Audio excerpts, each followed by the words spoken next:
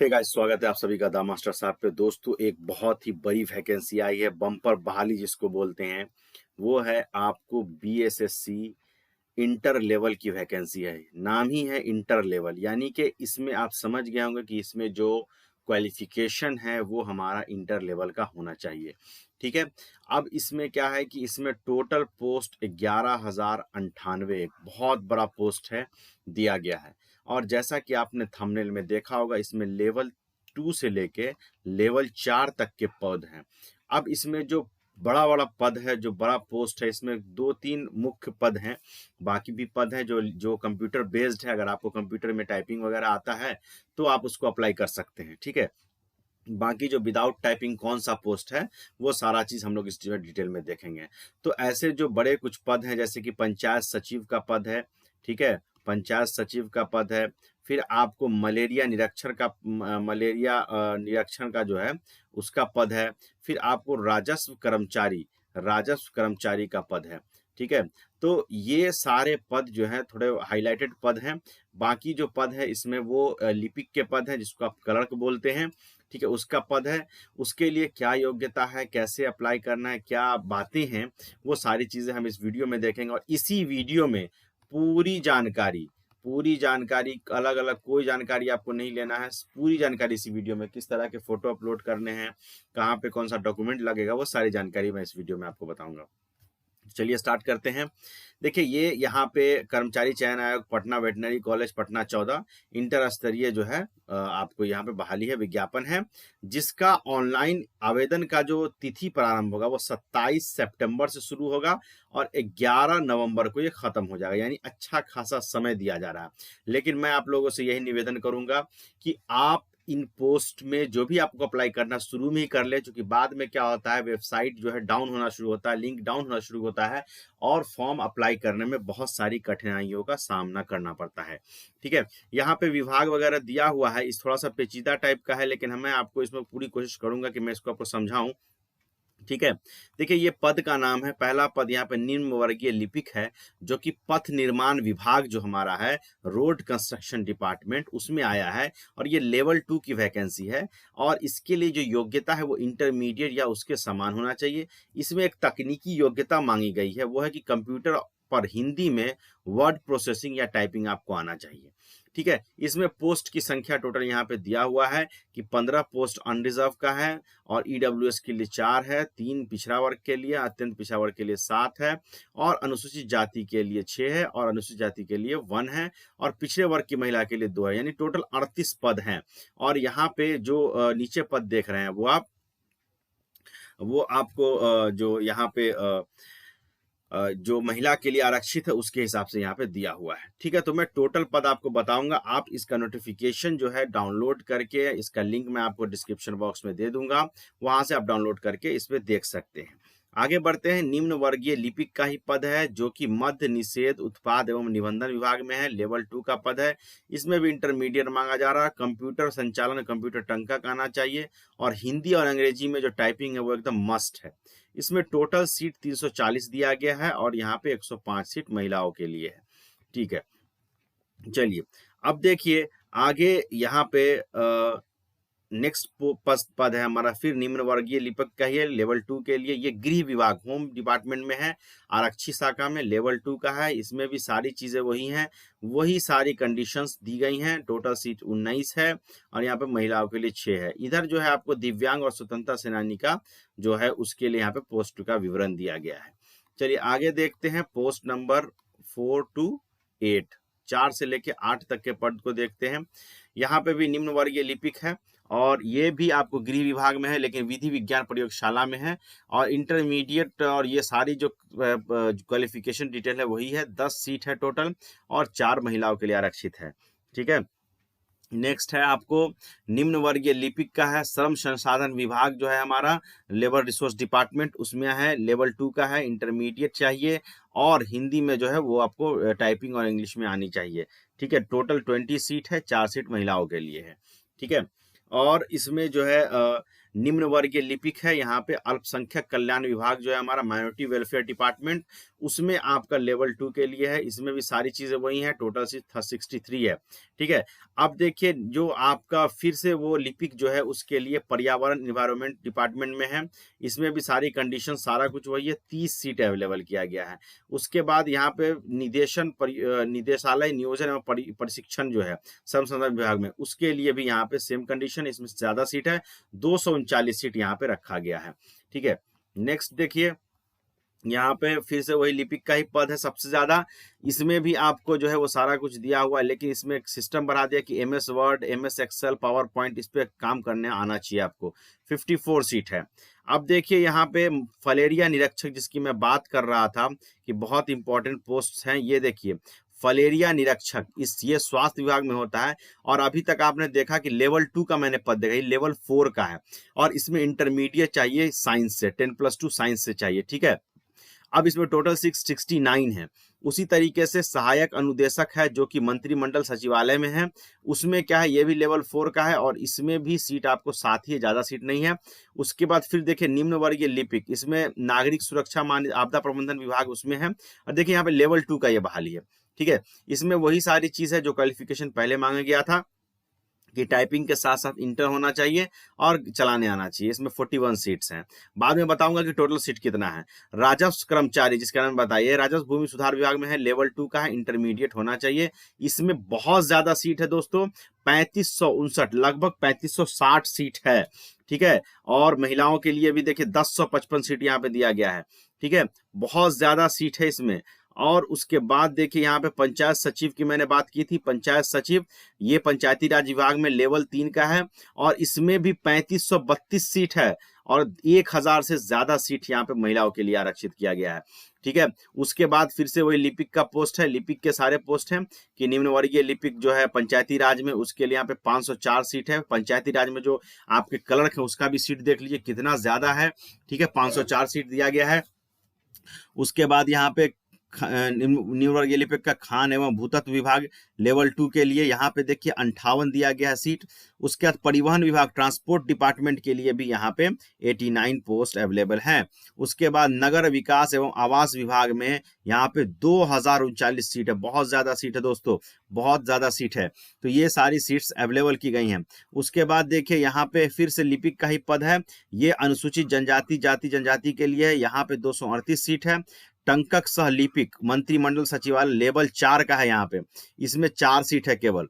निम्न वर्गीय लिपिक पशु एवं मत्स्य संसाधन विभाग, इसमें आपको 12 सीट है टोटल। अब देखिए यहाँ पे आपको मैं एक चीज फाइनल दिखा देता हूं कि ये सहकारिता विभाग जो है उसमें आपको 133 सीट है। अब टोटल देखिए, टोटल अनरिजर्व सीट 5064 है टोटल। ठीक है, उसके बाद ईडब्ल्यूएस यानी कि ईडब्ल्यूएस में जो सीट है वो 1090 है। ठीक है, और बीसी में 1299, बीसी में आपको 1249 सीट है, ये यूआर का है। ठीक है, और उसी तरीके से सारा यहाँ पे दिया हुआ है अलग अलग सीट। तो आप टोटल यहाँ पे सीट देखेंगे तो 11,098 सीट जो मैंने अभी आपको बताया है वो सारा सीट आपको दिया गया है, बताया गया है। ठीक है, अब देखिए इसमें कि ये जो है किस तरीके से इसको हमको समझना है। और अच्छा, इसमें मैंने ईबीसी बीसी के बारे में आपको नहीं बताया है, मैं बता देता हूँ। देखिए यहाँ पे जो नोटिफिकेशन दिया है, इस नोटिफिकेशन में यहाँ देखिए फर्स्ट नंबर पे आपको अनरिजर्व्ड है, अनरिजर्व्ड। उसके बाद आपको ईडब्ल्यूएस है, उसके बाद बीसी है, उसके बाद ईबीसी है, उसके बाद एससी है, उसके बाद एसटी है, उसके बाद पिछड़े वर्ग की महिला यानी बीसी फीमेल। ठीक है, उसके लिए है। ठीक है, तो उस हिसाब से अगर आप देखें यहाँ पे, तो यहाँ पे जो मैं बता रहा था कि बीसी ईबीसी का 1884 सीट है। उसके बाद यहाँ पे एससी का सीट है, एसटी का सीट है, और बीसी की फीमेल महिलाओं के लिए यहाँ पे इतना इतना सीट दिया गया है। तो यहाँ से आप टोटल सीट्स देख सकते हैं, टोटल 11,098 सीट है। ठीक है, अब इसमें आगे बढ़ते हैं। आगे यहाँ पे दिव्यांगता का प्रकार वगैरह दिया गया है, और दूसरी चीज यहाँ पे एक बहुत अच्छा बात है आप लोगों के लिए कि यहाँ पे बोला गया है कि रिक्तियां अपबंदिंग है, जो घट बढ़ सकती हैं, बढ़ भी सकती है, जनरली बढ़ता ही है तो घट बढ़ भी सकती हैं। ठीक है, न्यूनतम शैक्षणिक योग्यता जो है किसी भी मान्यता प्राप्त संस्था से इंटर होना चाहिए, आप +2 पास होने चाहिए, और बाकी जो आपको पद के सामने दिया गया उस हिसाब से आपका होना चाहिए। आरक्षण के बारे में, जो बिहार के मूल निवासी होंगे सिर्फ उन्हीं को आरक्षण मिलेगा, बाहर वाले को आरक्षण नहीं मिलेगा। बाहर वाले आरक्षित कोटा में आएंगे, अनरिजर्व कैटेगरी में आएंगे। ठीक है, उसके बाद यहाँ पे आगे आइए, मैं मोटी मोटी बातें बता दे रहा हूँ जो आपके काम का है। अब यहाँ पे एक इंपॉर्टेंट चीज ये है कि पिछड़ा वर्ग, अत्यंत पिछड़ा वर्ग श्रेणी के अभ्यर्थियों द्वारा आवेदन में अंकित क्रीमी लेयर प्रमाण पत्र को काउंसलिंग के समय मूल में प्रस्तुत करना आवश्यक होगा। 1 वर्ष से अधिक पुराने स्थिति में विहित प्रमाण पत्र घोषणा करना होगा। काउंसलिंग के समय उक्त प्रमाण पत्र घोषणा प्रमाण समर्थित नहीं करने पर आप आरक्षण नहीं मिलेगा। मतलब कि अगर आप BC, EBC, EBC कैटेगरी से हैं तो आपको जो OBC NCL आप बनाते हैं उस OBC NCL को ही आपको वहां पे दिखाना होगा। लेकिन अगर मान लीजिए कि अगर आपका बहाली होने में 2-3 साल लग गया तो वो तो 1 साल तक ही वैलिड रहता है, तो वो वाला, और प्लस उसके साथ एक खुद से घोषणा पत्र जो है, यहाँ पे फॉर्म नंबर दिया गया, फॉर्म नंबर 18B में आपको घोषणा लगा के और तब जो है आपको काउंसलिंग में जाना होगा, तब वो आपका दावा मान्य होगा, तब आपको आरक्षण मिलेगा। उसी तरीके से आरक्षण महिला है, विवाहित महिला है तो उनके पिता और उनके पता से निर्गत होना चाहिए, पति के नाम एवं पता से नहीं होना चाहिए। मतलब अगर आप महिला हैं, फीमेल है तो आपको OBC जो बनाना है, OBCC जो बनाना है, वो OBC NCL जो बनाना है वो आपको बनाना होगा आपके फादर के नाम से और उन्हीं के एड्रेस के नाम से, ना कि आपके पति के नाम से अगर आप विवाहित हैं तो इस चीज का खासा ध्यान रखना है, ये बहुत इंपॉर्टेंट चीज है। अब आगे दिव्यांगता के बारे में है, उसको देख लेंगे, स्वतंत्रता सेनानी के बारे में भी देख लेंगे, या पढ़ सकते हैं। ठीक है, 36-35% आरक्षण जो है महिलाओं को दे दिया गया है। अब देखिए आगे जो है इसमें ये आपको दिया गया है कि प्रारंभिक परीक्षा जो होगी वो ऑनलाइन आवेदन कर समय, अभ्यर्थी द्वारा परीक्षा के लिए ऑनलाइन आवेदन करते समय किए गए दावे के अनुसार ही सभी प्रमाण पत्र का नंबर एवं तिथि वाला साक्षर पदनाम ऑनलाइन आवेदन अंकित किया जाना अनिवार्य है। मुख्य परीक्षा के आवेदन में यही विवरण अंकित रहेंगे। डॉक्यूमेंट वेरिफिकेशन के समय ऑनलाइन आवेदन में जो आपने प्रमाण पत्र दिया है उसी का सब कुछ मिलना चाहिए, कौन से कोई समय, और आपको कोई समय नहीं दिया जाएगा उसको दिखाने के लिए। उम्र सीमा की बात की जाए तो उम्र सीमा यहाँ पे दिया गया है कि उम्र सीमा जो है 18 वर्ष कम से कम होना चाहिए, और आरक्षित वर्ग है यानी कि अनरिजर्व है तो आपको 37 वर्ष, अनरिजर्व महिला है तो 40 वर्ष, पिछड़ा अत्यंत पिछड़ा के लिए 40 वर्ष, अनुसूचित जनजाति जाति के लिए 42 वर्ष आपको दिया गया है। चलिए उसके आगे देखिए, यहाँ पे परीक्षा शुल्क क्या होगा, कितना पैसा लगेगा। तो अगर आप सामान्य वर्ग से आते हैं, जनरल से आते हैं, या BC से, बैकवर्ड कास्ट से आते हैं, या EBC से आते हैं तो आपको 540 रुपया लगेगा। बाकी अगर आप अनुसूचित जाति, अनुसूचित जनजाति और बिहार के रहने वाले हैं तो 135 रुपया लगेगा, और किसी भी श्रेणी के दिव्यांग है तो 135 रुपया लगेगा, और बिहार श्रेणी की महिलाएं हैं, अस्थायी निवासी है तो 135 रुपया। उसके अलावा बिहार के बाहर के कोई भी हो, महिला हो पुरुष हो, उनको 540 रुपया लगेगा आवेदन शुल्क, जो प्रारंभिक शुल्क जिसको बोलते हैं। अब देखिए ऑनलाइन जो रजिस्ट्रेशन होगा, प्रोसेसिंग चार्ज एवं अलग वहन किया जाएगा, मतलब उसमें जो आपका प्रोसेसिंग चार्ज होगा अलग लगेगा 540 के अलावा। अब रजिस्ट्रेशन के बाद परीक्षा शुल्क पेमेंट गेटवे आएगा जो 27 तारीख से 9/11 तक आप जमा कर सकते हैं। मात्र रजिस्ट्रेशन और परीक्षा भुगतान करने से ये नहीं माना जाएगा कि आपका एप्लीकेशन पूरा फुल हो गया, आपको पूरा फिल करना पड़ेगा। परीक्षा किस तरीके की होगी, परीक्षा का पैटर्न क्या होगा उसको समझ लीजिए, बहुत इंपॉर्टेंट बात है। परीक्षा वस्तुनिष्ठ होगी यानी कि ऑब्जेक्टिव होगी, ऑब्जेक्टिव एग्जाम होगा। ठीक है, और जो आपको यहाँ पे बोला गया कि अगर 40,000 से ज्यादा आवेदन होता है तो प्रारंभिक परीक्षा आयोजित किया जाएगा, PT आयोजित किया जाएगा, और अधिक आवेदन प्रारंभिक परीक्षा से एक से अधिक चरणों में आयोजित की जा सकती है। विभिन्न चरणों में परीक्षा आयोजित किए जाने की स्थिति में परीक्षा परिणाम समीकरण की प्रक्रिया अपनाते हुए तैयार की जाएगी। अगर आपको 40,000 से ज्यादा अगर अभ्यर्थी अप्लाई करते हैं तो दो एग्जाम होगा, एक PT होगा, एक मेंस होगा। अब प्रारंभिक परीक्षा जो PT है वो ऑब्जेक्टिव होगा, और उसके हिसाब से 5 गुना संख्या के बराबर जो अभ्यर्थी होंगे उनको मुख्य परीक्षा यानी मेंस के लिए चयन किया जाएगा। ठीक है, और मुख्य परीक्षा के लिए अलग से एडवर्टीजमेंट निकाला जाएगा। अब प्रारंभिक परीक्षा जो है उसमें एक पत्र सामान्य ज्ञान का होगा जिसके निम्नांकित विषय होंगे। ठीक है, कौन कौन विषय होंगे, सामान्य अध्ययन होगा, सामान्य विज्ञान गणित होगा और मानसिक क्षमता जिसको आपको लॉजिकल रीजनिंग, मेंटल एबिलिटी या जो भी बोलिए वो होगा। ठीक है, अब इसमें एक इंपॉर्टेंट चीज ये है कि टोटल 150 क्वेश्चन होगा। कितना क्वेश्चन होगा? 150 क्वेश्चन होगा और 4 अंक दिया जाएगा। एक क्वेश्चन के लिए 4 अंक मिलेगा आपको और एक गलत के लिए 1 अंक काटा जाएगा, यानी 1/4 आपको निगेटिव मार्किंग है। 2 घंटा 15 मिनट का आपका समय दिया जाएगा और ये एग्जाम जो होगा वो आपका हिंदी इंग्लिश दोनों में होगा। ठीक है, तो अंग्रेजी के प्रश्न ही अगर मान लीजिए हिंदी में कोई गड़बड़ी हो गया तो अंग्रेजी का जो क्वेश्चन लिखा हुआ होगा उसी को वो सही मानेंगे। ठीक है, और यहाँ पे इसका सिलेबस दे दिया गया है। सिलेबस हिंदी में है, मैं कोशिश करूंगा कि इस सिलेबस को इंग्लिश में भी आप लोग के लिए लेके आऊं। ठीक है, उसके बाद इस सिलेबस पे भी मैं डिटेल बात करूंगा कि सिलेबस कैसे आपको तैयार करना है, सारी बातें होंगी। क्वालिफाइंग मार्क्स क्या होगा? क्वालिफाइंग मार्क्स होगा सामान्य वर्ग के लिए 40%, पिछड़ा वर्ग के लिए 36%, अत्यंत पिछड़ा वर्ग के लिए 34%, बाकी सब के लिए 32% क्वालिफाइंग मार्क्स मिनिमम आपको लाना होगा। ठीक है, नेक्स्ट है कि ये जो है ऑनलाइन आवेदन आपका 27 तारीख से शुरू होगा सितंबर में, 27 सितंबर 2023 से शुरू होगा और 11 नवंबर 2023 को समाप्त हो जाएगा। ठीक है, ऑनलाइन जो है आप bsscbihar.gov पर जाइएगा, वहां से आप इसको कर सकते हैं। ठीक है, ऑनलाइन आवेदन की किसी प्रकार का सुधार विचार नहीं किया जाएगा। एक बार जो भर दीजिएगा सो भर दीजिएगा।